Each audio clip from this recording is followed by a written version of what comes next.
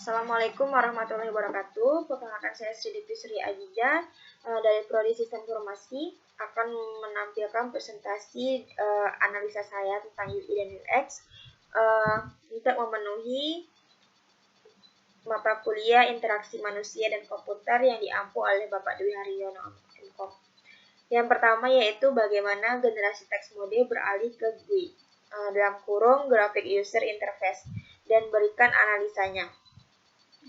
Yang pertama, karena command line interface tidak menarik dan terkesan sederhana. Yang kedua, bergantung pada hardware.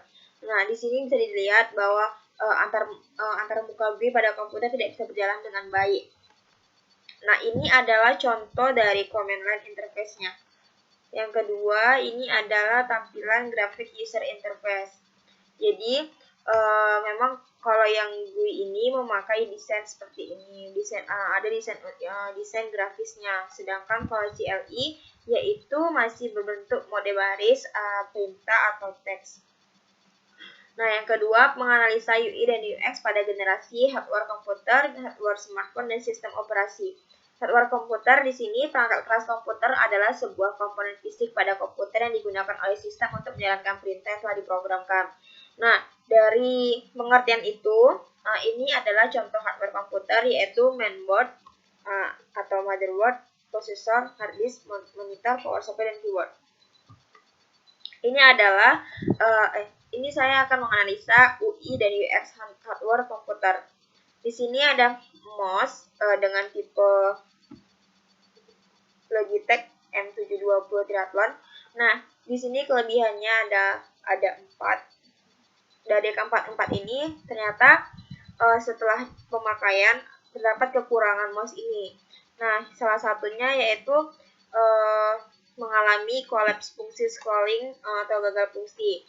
Beberapa review pengguna lain juga ternyata banyak ditemukan keluhan tidak berfungsinya fungsi scrolling. Biasanya saya merestart baru bisa berfungsi dengan normal lagi. Selanjutnya ada hardware smartphone. Perangkat hardware smartphone adalah terdiri dari satu komponen tenaga yaitu baterai IC dan power IC, charging transistor, dan regulator. Yang kedua, komponen penyimpanan data IC plus IC, RAM MMC. Yang ketiga, komponen pengatur atau pengelola yang terdiri dari IC CPU dan IC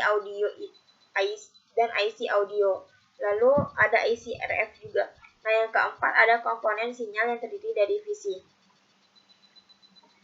Selanjutnya spesifikasi hardware smartphone. Yang pertama ada MCU, lalu ada PPM. Nah, MCU ini merupakan data program sistem utama untuk menghidupkan ponsel. Sedangkan kalau PPM ini yang menampilkan bahasa, program, pengaturan, dan lainnya yang semuanya tertampil pada layar LCD.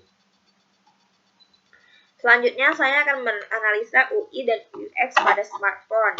Di sini saya akan mengambil sampel yaitu Oppo A37 yang mana masih memakai operating sistemnya itu Lollipop. Jadi sekarang terdapat kekurangan setelah digunakan yaitu untuk bermain game 3D rasanya masih sangat kurang.